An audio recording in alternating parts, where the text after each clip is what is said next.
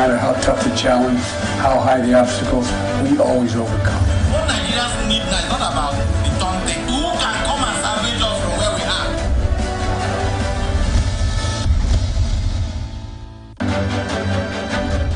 Representing people. Mr. President, my people are under siege. I will place economic stability and confidence.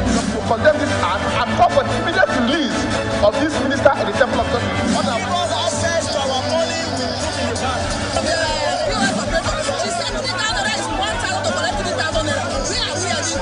As always said, there are two sets of people on earth, the oppressors and the oppressed. And in between are the cowards and the hypocrites. Which are you?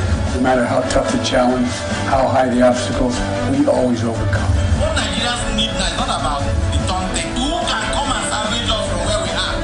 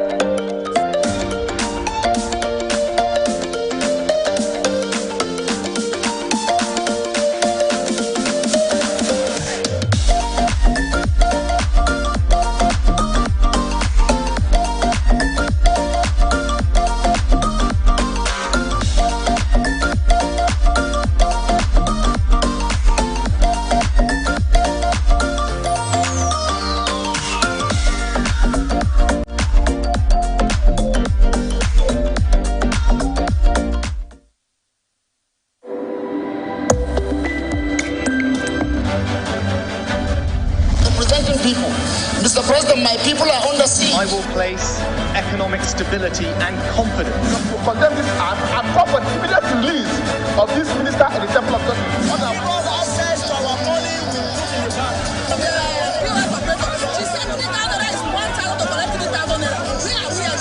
As always said, there are two sets of people on earth, the oppressors and the oppressed. And in between are the cowards and the hypocrites. Which are you?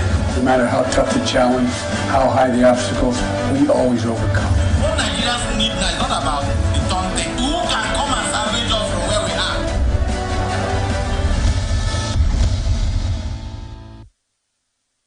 Hello, welcome to ATN Open Conversation. ATN Open Conversation is the network's flagship political platform through which trending political news, events, and stories are discussed with stakeholders. Now, with this conversation, ATN uses its political talks and specific issues, party system, and actor to explore hope and engender positive impact to the society. Our first point of call on the show today is in APC will shock defeat PDP governorship on election day. This is coming from APC stakeholder. And on Nigeria at 63, we have Omar Gege ask Nigerians to work on strengthening democracy. In Abia State, youths won OT against sponsoring Labour Party operations. Going to Ondo State, we have media reports that Akeredolu is shopping for new VP. And on Independence Day, my husband is no magician. He will fix Nigeria. This coming from the First Lady. We have Nigeria at 63. We are working to safeguard democracy with Nigeria, Biden. And in Chicago State Youth Law, that's none other than Lekki Agima. But we'll get you to meet him. I'm sure you've heard his voice. He's laughing over all the issues. We'll be back to you after the break. Stay with us. Representing people. Mr. President, my people are under siege. I will place economic stability and confidence. To condemn this act and call for the immediate release of this minister in the temple of God. What our brother access to our money will put in the bank.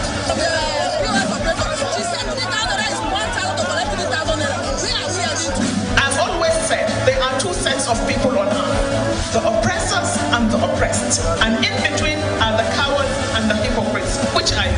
No matter how tough the challenge, how high the obstacles, we always overcome. What Nigerians need now is not about the taunting. Who can come and salvage us from where we are? We always overcome. What Nigerians need now is not about the taunting. Who can come and salvage us from where we are?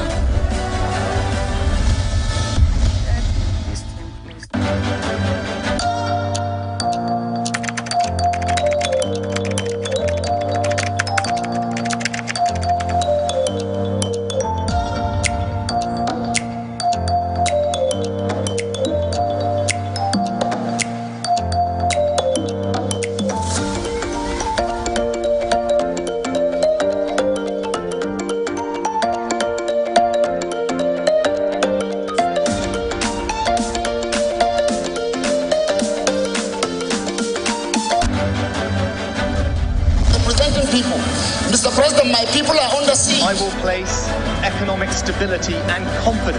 To condemn this act and call for the immediate release of this minister in the Temple of Justice. Because access to our money will put in the bank.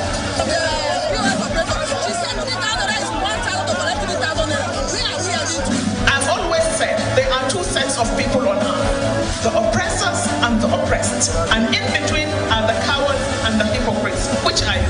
No matter how tough the challenge, how high the obstacles, we always overcome. What Nigerians need now is not about the taunting. Who can come and salvage us from where we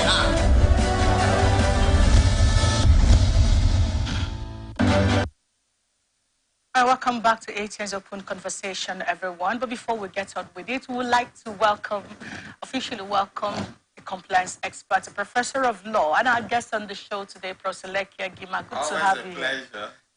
And happy 63rd Independence. Well, for whatever is what, I wish you the same. Happy Independence. How do you mean for whatever is what? Well, I mean, when you have a 63-year-old who is barely walking, you will be happy he's alive, but at the same time, you'll be wondering why is he still scrolling. So I think Nigeria hasn't reached its potential, so we celebrate with mooted responsibility. It has to be a mooted celebration. Why do you think it should be muted? Yeah, it should be. Okay, because if it is exuberant, too exuberant, it give the wrong signal that we are happy at where we are. Are you? I'm happy to be alive. Okay, yeah, that's what celebrating. That's what celebrating.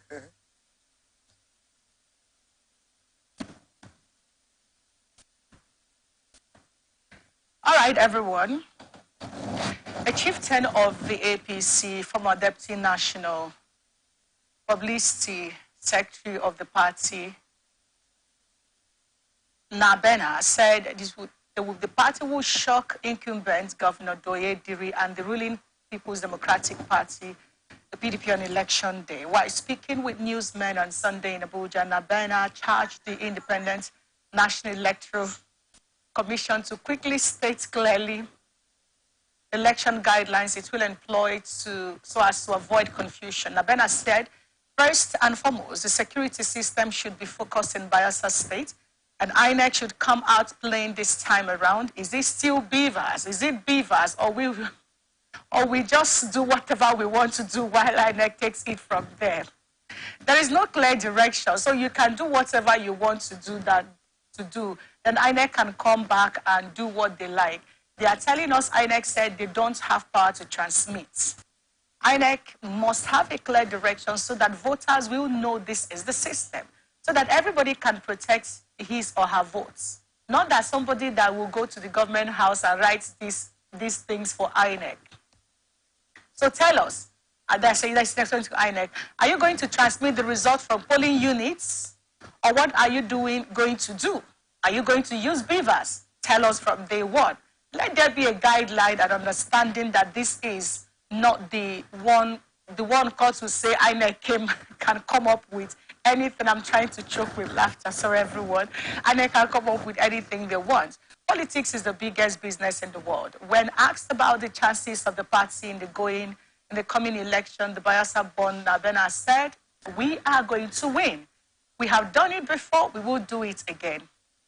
I recall that newsmen report that the national chairman of APC, Abdullahi Ganduje, had on Friday inaugurated the national campaign team with a task mobilized to study all the guidelines and deliver the party's candidate, Mepre Silva. All right, Prof. You know, the politicians can be very interesting, but I like the fact that Nabena is saying, hey, we don't want surprises, but we can get to the courts now and then.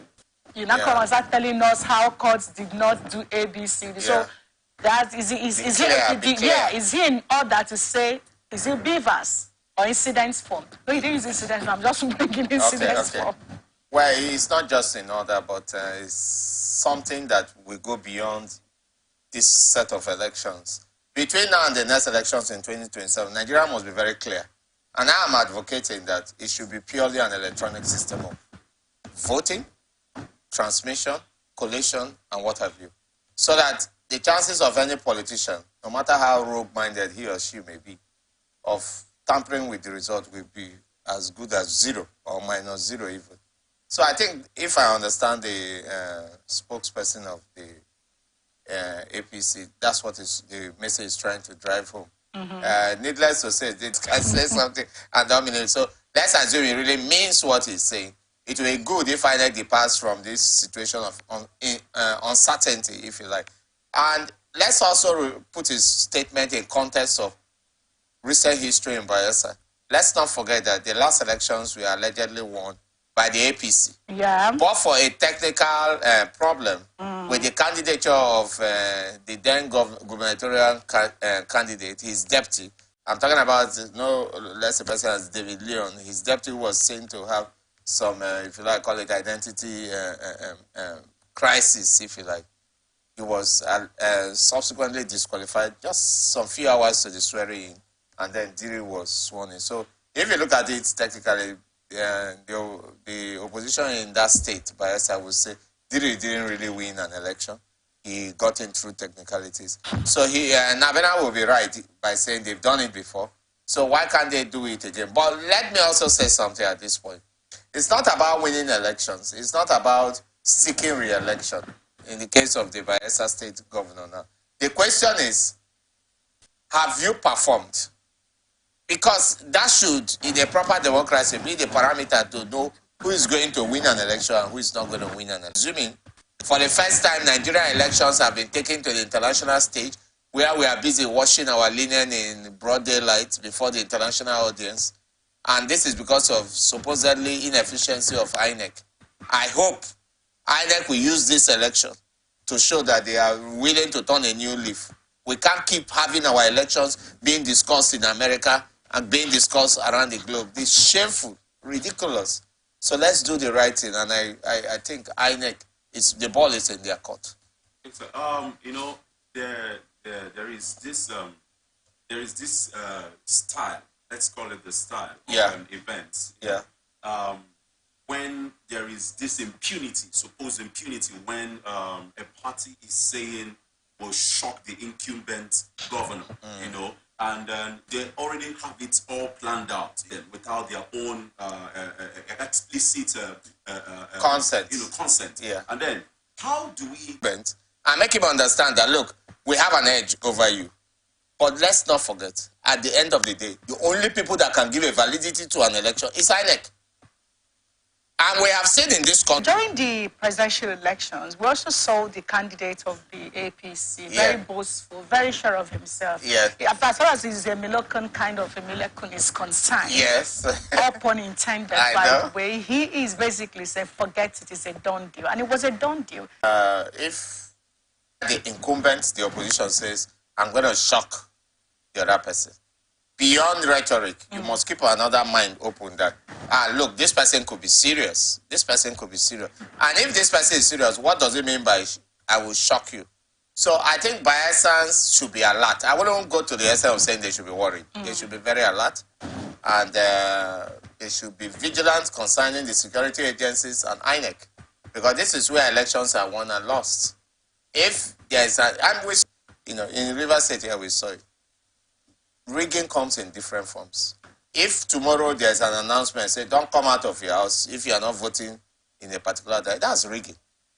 You know, people don't say the truth. I don't know why. People are so scared in this country to say simple truths.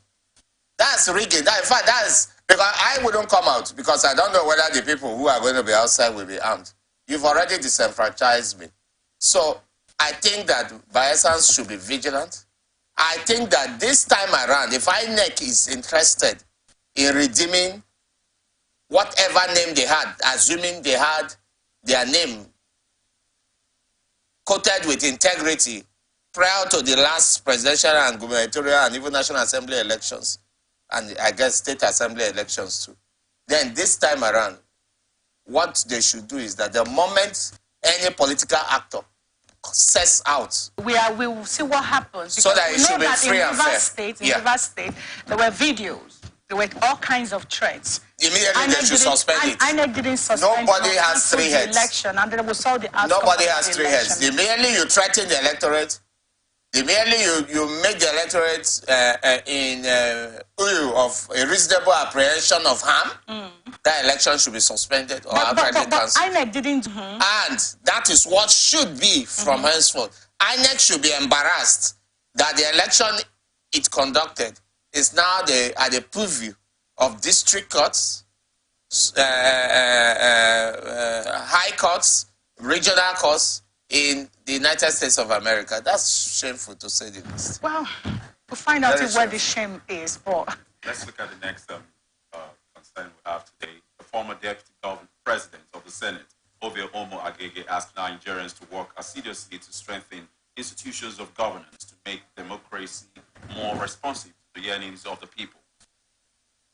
Omo Agege, in a goodwill message on the occasion of the 63rd independence anniversary of Nigeria, a mass release by his media advisor, Mr. Sonny Are, quoted Omo Agege as saying that with Asiwaju Bola Ahmed Tinubu, man who he said believes in constitutional democracy, as president, Nigerians should join hands with him to build strong institutions.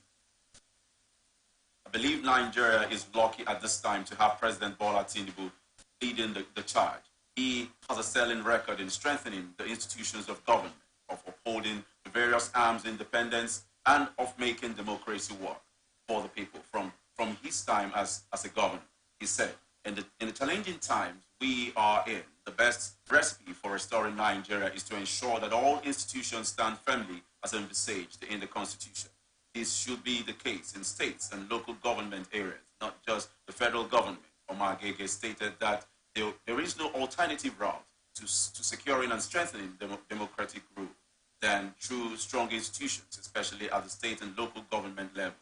When institutions at the levels of government closer to the people are strong, then actual power will devolve to the people and our democracy will be the better for it, Omo Agege said. After over 24 years of unbroken democratic rule and 63 years of independence, he said Nigeria is ripe enough to be counted not just as a bastion of democratic rule, but a defender of democracy. He congratulated President Tinubu, the National Assembly, and Nigerians generally, noting the prevailing economic challenges are global and only a concerted approach and collaboration with other democratic governments elsewhere will hasten the country's return to sustainable development. We're being kind of moved into believing some things that is supposed to be in the interest of the country. I know. I leave this to you to start to. Well, it was not for nothing that the sage said talk is cheap. Okay. Very cheap.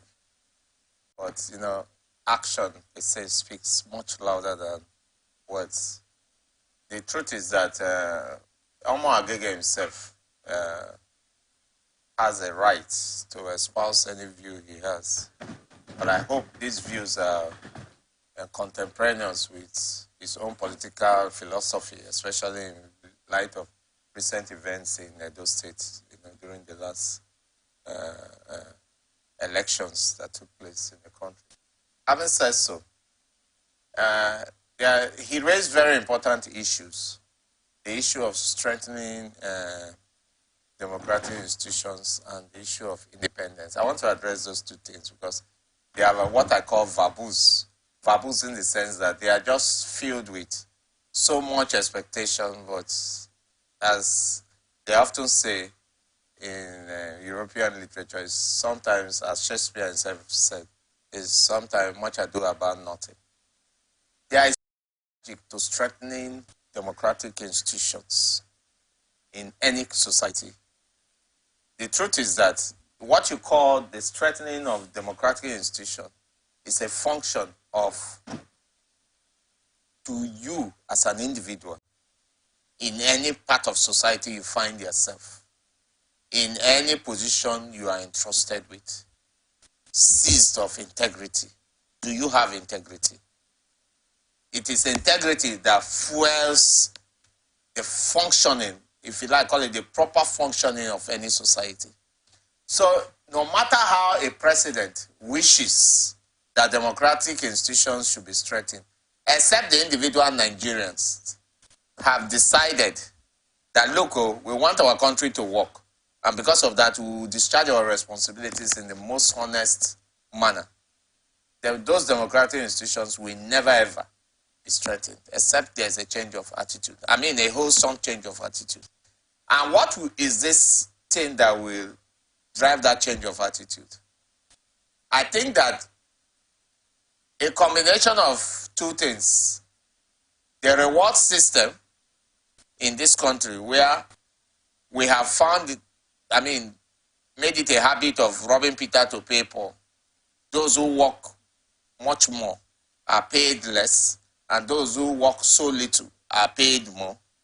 Unless we change that reward system and bring people closer in terms of incomes and wages, you will always have a disenchantment, dissent, even when they are in sensitive positions that will have benefited society. In addition, our penal system, by penal system, I'm talking about our court system, particularly the criminal justice system, needs to be staffed by people who have merited such position.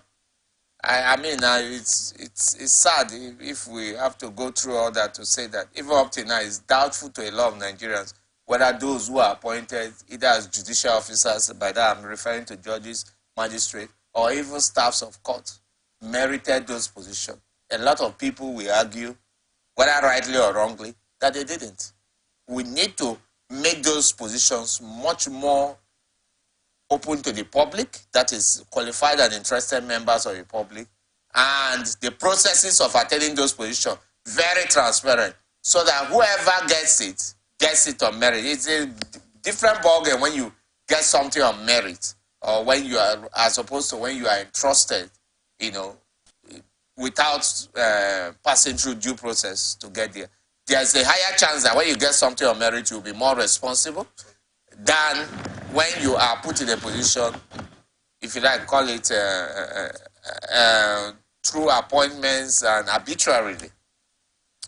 Now, if we get the staffing of our penal system, that is the criminal justice system, properly, as I've said, then it also has to start working consistently and properly, so that there is adequate and sufficient punishment meted out to those who violate the rules of engagement, not just concerning our democratic institution, but indeed all the laws of this country. Until we get to that point, you cannot strengthen any institution. You can, because people now in Nigeria have so much impunity that we saw it in the last election, where people even suspected of having rigged the election, they tell you they'll meet you in court. Absolutely. It is impunity that fuels that kind of behavior. If they had any fear or respect for the penal system and that it was likely to catch up or punish them, they wouldn't tell you they'll meet you in court. They would try to resolve it out of court. All right. So that is it. All right. Thank you so much, Prof. Now, let's talk about former Deputy Senate President. Yes. Right Honorable Amoy Agege. Yes. And the APC governorship candidate in 2023 elections. Yes. When he talked about strengthening democracy, Nigerian strengthening democracy, as an elected official, in a fracas between him and his colleagues in the House, he ran away with the mace. That's true. Before our very eyes. He has not apologized to Nigerians till date. Yes. As an elected official, as a renowned politician, as a matter of fact, he's been in the House for as long as we can remember. That's true. And now he's contested for governorship again, like I said earlier. What exactly do you think, can you remember, stands out with Senator Oviamo Agege to say that this is the step he's taking when it comes to strengthening democracy? Because I've just pointed out a stand he took that is anti-democracy, which he's yet to apologize for today. And thirdly, on what grounds do you think he's asking Nigerians to strengthen democracy? Do we control the institutions? What power do we have? We legislators. He's also been a legislator. So on these three stands, help us understand. Just as I said earlier. And how we are supposed to strengthen. I was being diplomatic in not pointing out all the shortcomings so I have actually dealt with that by saying, look, let us deal with the messenger, not the messenger.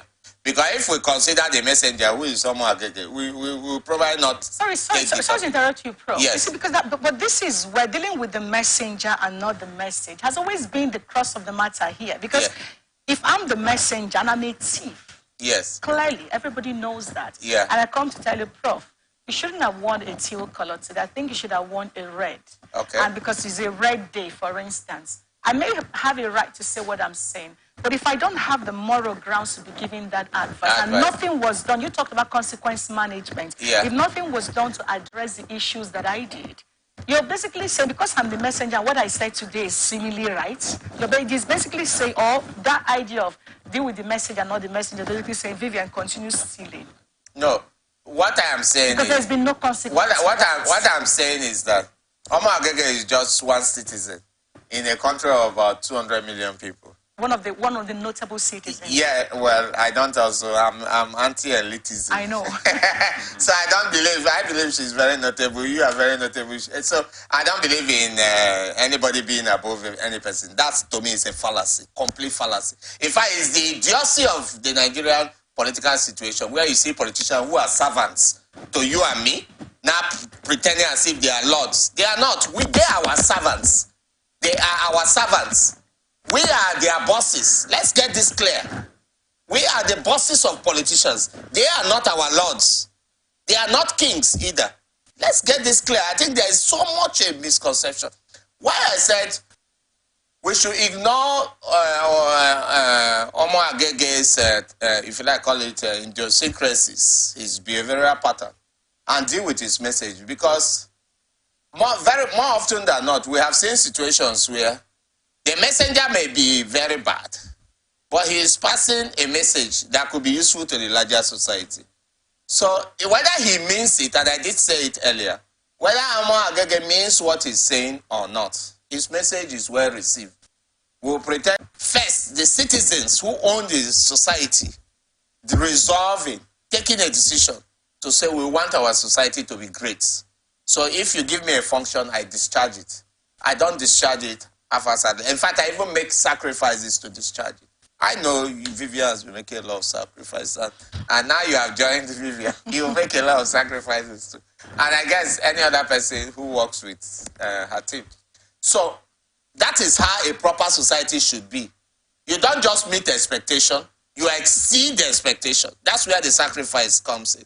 That is an issue of integrity. Okay. I mean, if somebody offers you 1 billion, it could be argued intelligently on both sides that you'll be stupid not to accept 1 billion. It could change your life. It could do anything. But if you have sufficient integrity, you could also say that my integrity is worth far more than 1 billion. In fact, it is priceless. So why should I accept money to compromise any principle I have? So that is the issue. Now, I also said that recruiting people for even those institutions Omo Agege is canvassing for must be on point. And must be transparent. You see, in Nigeria, a lot of appointments are done in shooting manners. That you don't even know what was the criteria for this appointment. How did they go? We are in an electronic digital age, for crying out loud. If you want to appoint judicial officer, put it out there. All those who are qualified will apply. If you want to employ people in the media, put it out there. All those who are interested and are qualified will apply. That goes for any other office in the land. It shouldn't be shrouded in secrecy. And the processes should be transparent so that those who get those positions get it on merit. If they get it on merit, chances are always higher, much, much higher, that they will do their job creditably, as opposed to somebody who just got it without competition. Okay, now let's get to Abia State. Yes. Youth under the aegis of Abia Youth Interest Group warned the state governor Alex Oti against attempts to use state resources in sponsoring Labour Party operations and the court case of its presidential candidate, Mr. Peter Obi. At a news conference on Sunday in Abuja, leaders of the Abia Youth Interest Group, led by Henry Chigozie, said, "We, the eight, irrespective of political affiliations, have observed with dismay the following dangerous developments that, if not immediately checked, will plunge our dear state into avoidable socio-political crisis and financial quagmire. That Mr. Alex Oti, who is among those funding the presidential court case of Mr. Obi, leading to massive retrenchment and sack of citizens that by depriving Abians of the dividends of democracy so far in less than 3 months, over 10,000 Abia workers have been retrenched. This is unacceptable, according to the youth group. So in Otis Abia, transparency and accountability have been relegated to the background. No one knows the cost of projects, nor contractors working on projects in Abia State. That Mr. Alex Oti is creating crises and instigating. Of the foregoing, we wish to draw the attention of the nation, well-meaning adults and relevant security agencies to sinister activity. Urge all concerned to take necessary steps to ensure that the interests of our great state and nation are not jeopardized. Also, spokesperson Dr. Stephen Obai said the government should know that Abia youths will resist any act that will cause problems between us and the President of Nigeria. Resist any act that will endanger the lives of Abia. So, any act that will lead to the mismanagement of Abia state funds should stop forthwith. So, this seems to more like a serious upfront accusation to the government. Yeah, the Abia youths are on one side saying one thing, sort of castigation, or is it what we also call, to an extent, an advanced politics to fight all that the LP, that's the Labour Party, they are up to in terms of seeking for justice in the my take about this is rather very simple. This is just what you call a political rumor mongering. I just suppose Abia. They didn't tell us their evidence. Do they have bank statements? Do they have hardcore directives to show that, that even a kobo of Abia fund was channeled towards the Labour Party presidential funding campaign for their election matters? Do they have any evidence to show that governance have been abandoned? Perhaps they may, if they were very intellectual, they would canvass relevant laws, to show that these laws are not being followed, But yet in the day, you see, look, let's into an entire state. A state in Nigeria is like a country, in some other place. And when you are in that state or country, there are many laws, many factors that come in. For instance, I have recommended in the past 10 years or more that all elected political office holders in Nigeria should be sent to proper schools of public procurement. Do you understand? And governance, where they will learn about governance, due process, how to spend public funds and how not to spend it, because there are laws that guide all this. Now, if they don't go to all these schools and read, like, the proper elementary school children who are very eager to learn and learn these things, there's no way they'll get it.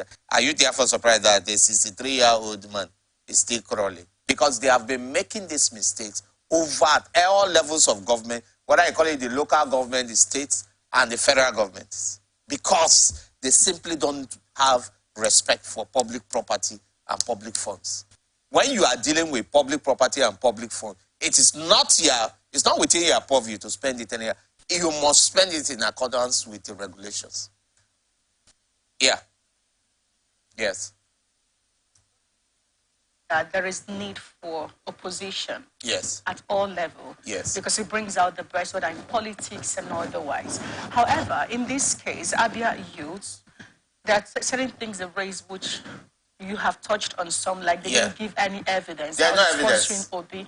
Now, why will leave that on one side? You said that there are the contractors handling these projects that he's been commissioning and launching, for instance, the 2 hospitals that are in place right now that are everywhere, that you don't know the contractors.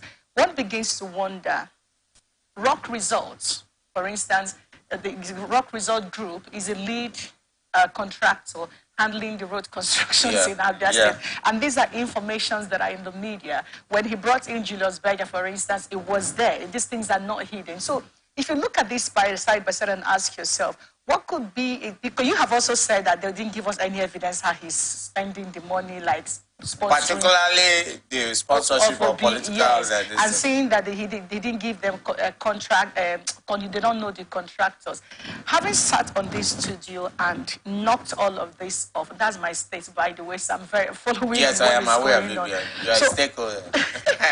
So having looked at this and turned it upside down, because there is no truth to it, what do you think is behind this supposed warning? Well, I will not go to the extent of saying there is no truth to it. I'll just say they didn't present the evidence. No, I have just presented one. No, the issue. There are lead contractors. No, the issue, Vivian, is that just as I said some moments ago, politicians are mainly ignorant about governance. Because of their ignorance, the money they get into office, they start spending money. Without, the first thing they should do is to ask for the state director of due process, who will guide them. Look, this is doable, this is not. You can't bring in XYZ contractor without a bidding process and award a contract.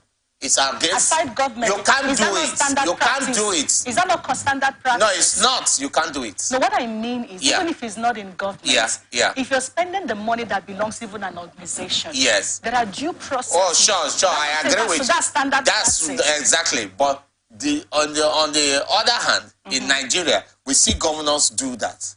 You don't do that. You only do that in certain situations. One, if there's an emergency procurement. Okay. E.g., a natural disaster happens. True. And there's no room, for you to bring all the bidders. Yeah. And you know that this contractor there's no time, no room. That's what I mean. No time, no room, no opportunity. People are suffering. And you know these people have done it in the past. You can bring them. Yeah. That is an exception. Okay. Then if you have a peculiar situation where this is the only contractor that offers this service, e.g., if you want to build a nuclear reactor in, say, Rivers State now, I can bet you if you go around the world, those who have the capacity to build a safe nuclear reactor, for the avoidance of that, nuclear reactor is not necessarily the one that will make the bomb. We are talking about the one that will give us electricity. Now, if you want to build such a thing, you'll find out that in the whole world, it may not be more than 2 digits of contractors who can do it. Who can do that, yeah. So you can take a bid you can take an information, a quotation from each of them and decide that, okay, let's bring in this one. It's been certified by the International Atomic Nuclear Energy that this man has the capacity, so we'll use it. Except in such situations, I laugh a lot of the time when I see chief executives of states in Nigeria behaving as if public funds is their own. They just come there. No, every contract ordinarily should be bidded for, except in those peculiar circumstances. So if that is what they are saying he's doing, it's wrong. Okay. It's wrong. You know, that a former governor did something wrong doesn't mean you should stand on that impunity. We must learn to improve. And I'm expecting much from OT. I hope you will not fail our expectations. All right, thank you very much. We'll take a short break. When we come back, we're going to Ondo State. The media report says the governor of Ondo State is shopping for a new VP. There's been 4 names listed already. We have all of that. Are you saying deputy governor? You said VP? Yeah, deputy governor, beg your pardon. There is 4 names listed for that already. I will have all of that conversation after the break. Stay with us. All right. Representing people. Mr. President, my people are under siege. I will place economic stability and confidence. To condemn this act and call for the immediate release of this minister in the Temple of God. Access to our money we put in the bank.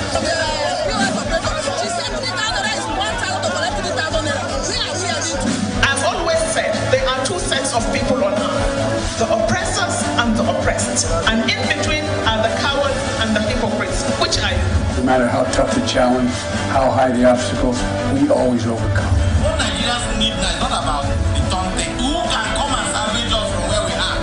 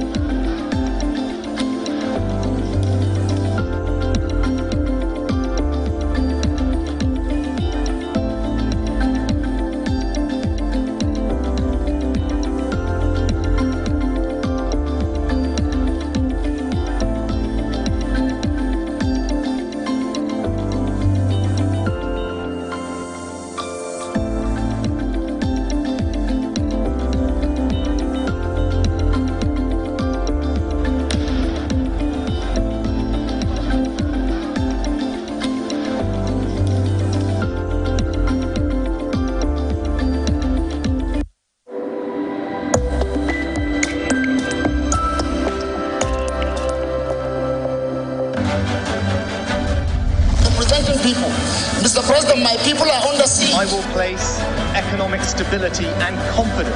To condemn this act and call for the immediate release of this minister in the Temple of Justice. Give us access to our money we put in the bank. She said 3,000 is 1,000 to collect 3,000 naira. Where are we heading to? I've always said there are two sets of people on earth, the oppressors and the oppressed. And in between are the cowards and the hypocrites, which are you? No matter how tough the challenge, how high the obstacles, we always overcome. What Nigerians need now is not about the taunting. Who can come and salvage us from where we are?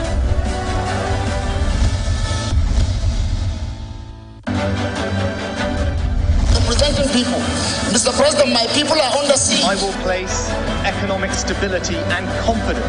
To condemn this act and call for the immediate release of this minister in the Temple of Justice. Give us access to our money we put in the bank.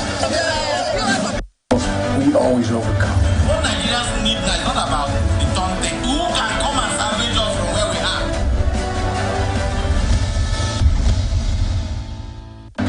All right, good to have you back on ATN Open Conversation. And now, let's get to Ondo State.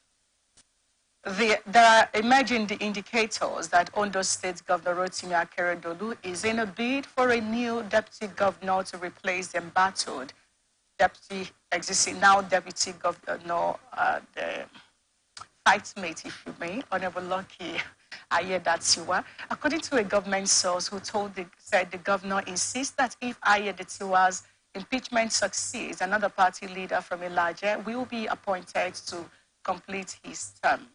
The source said that already 4 prominent personalities have been penciled down, and they include the former Osopadek chairman, that's Benga Edema, the party chieftain Nimbe Tawose, the deputy speaker in the State House of Assembly, Right Honorable Abayomi Akinruntan, and the special advisor to the governor on education, Umi Ilawole. I just leave the report at that.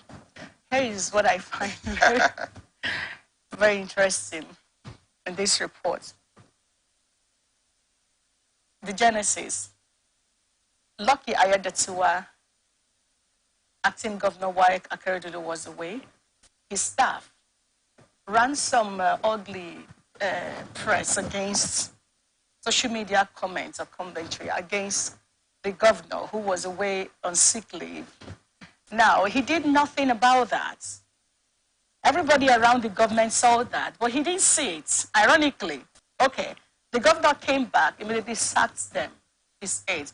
If you need anything, go to the ministry and they'll give you whatever you need. That's one.